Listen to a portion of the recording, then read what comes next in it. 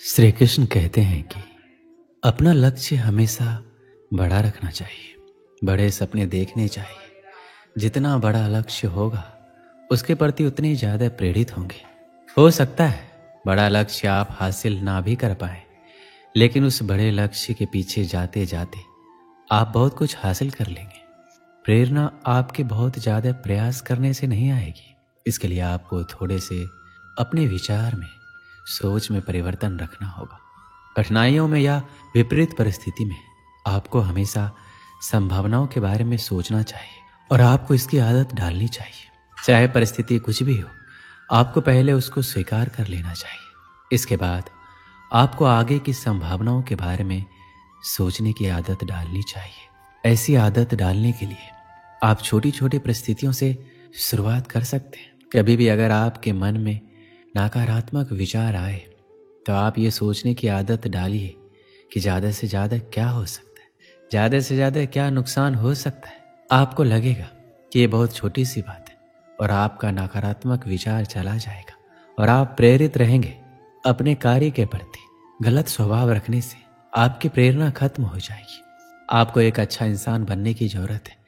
एक अच्छा इंसान बनने से आप हमेशा प्रेरित रहते हैं और गलत इंसान बनने से आपके जीवन में नकारात्मकता बढ़ती जाती है। और ना यकीन हो तो आप खुद करके देख लीजिए। अपने जीवन में महान चीज़ों को पूरा करने के लिए आपको जिस प्रेरणा की आवश्यकता होगी उसे प्रदान करने के लिए दूसरों पर निर्भर रहना अवास्तविक है। आत्म प्रेरणा एक ऐसी चीज़ है जिसे सीखा जा सकता है, यदि आपके पास पहले से नहीं है। प्रेरणा की कमी का सबसे बड़ा कारण है कि कई लोग अपने लक्ष्यों को प्राप्त नहीं कर पाते, जिसके परिणाम स्वरूप खालीपन की भावना पैदा होती है। यहाँ हम आपको भगवान श्री कृष्ण के द्वारा बताए गए सरल तकनीकों के बारे में आपको बताएंगे, जिनका उपयोग आप अपनी आत्म प्रेरणा को बनाए रखने में मदद कर सकते हैं, ताकि आप अपने लिए निर्धारित किसी भी उद्देश्य को लगातार पूरा कर सकें।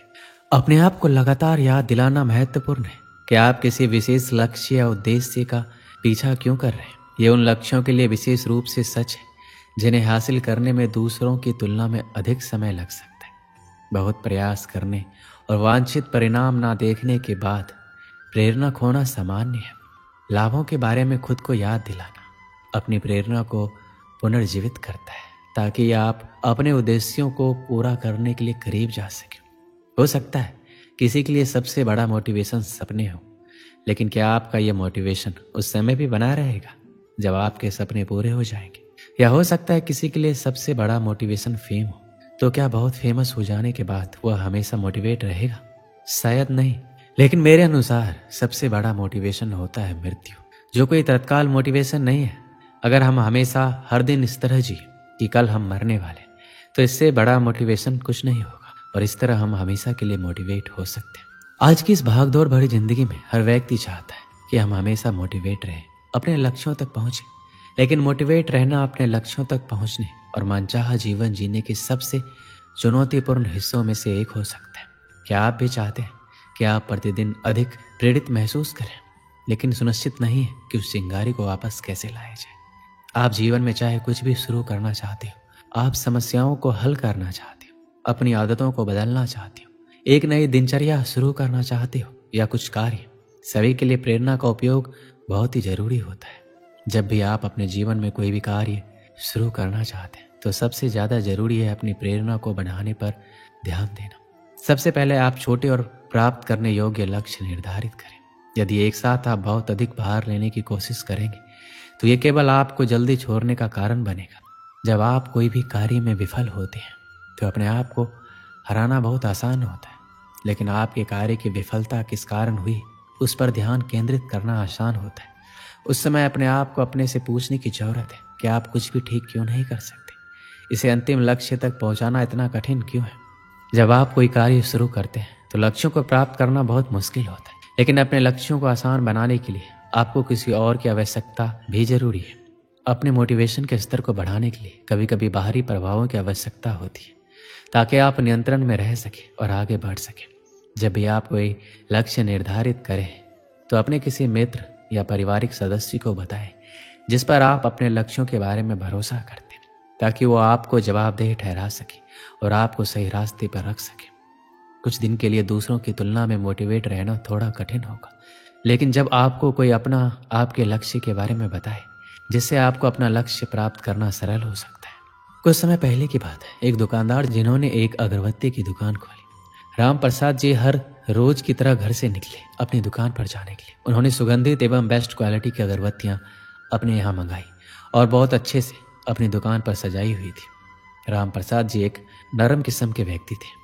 उनका व्यवहार भी अपने ग्राहक के साथ बहुत अच्छा था। उनका नरम स्वभाव के कारण और उनके यहाँ की अगरबत्तियों की क्वालिटी के कारण धीरे धीरे उनकी दुकान जम गई।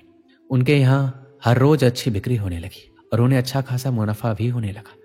सब कुछ बहुत अच्छे से चल रहा था। सेठ जी दुकान की कमाई से बहुत खुश थे। अपनी दुकान के बाहर उन्होंने एक बड़ा सा बोर्ड लगवाया हुआ था। उसमें लिखा हुआ था, हमारे यहाँ सुगंधित अगरबत्तियां मिलती है।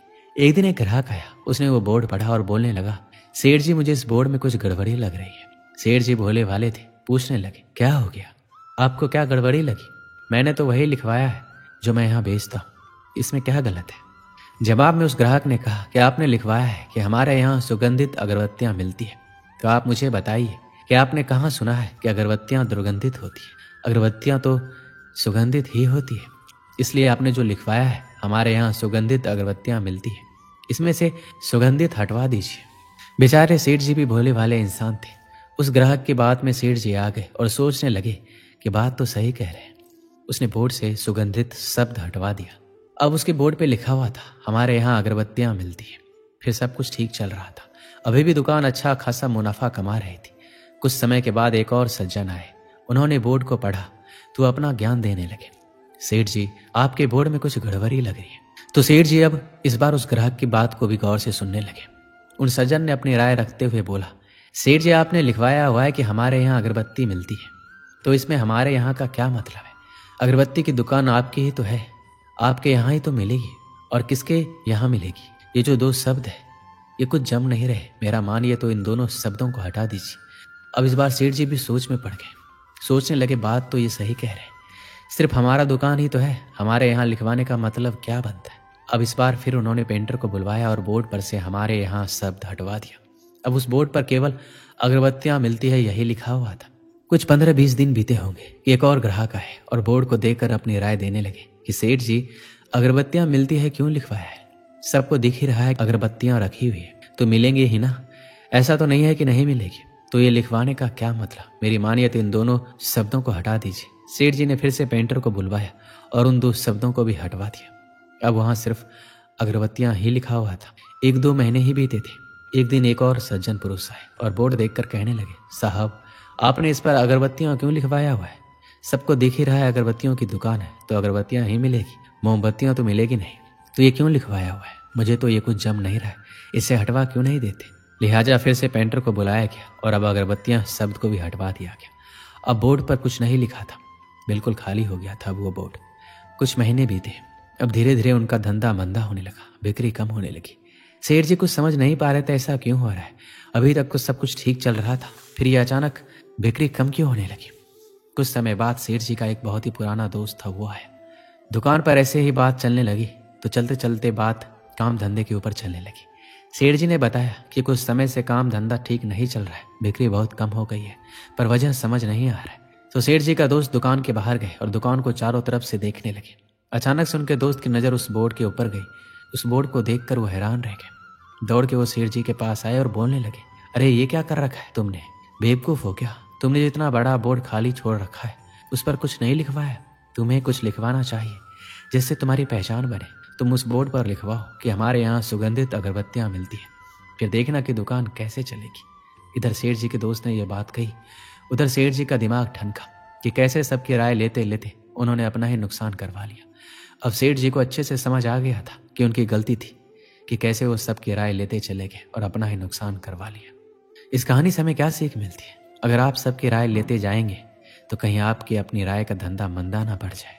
जब तक आप डरते रहेंगे, दूसरों की राय लेते रहेंगे, तब तक आप अपनी ज़िंदगी के फैसले नहीं कर पाएंगे। तो इसलिए दूसरों की राय से ज़्यादा खुद के फैसले पर भरोसा करें और आगे बढ़ें।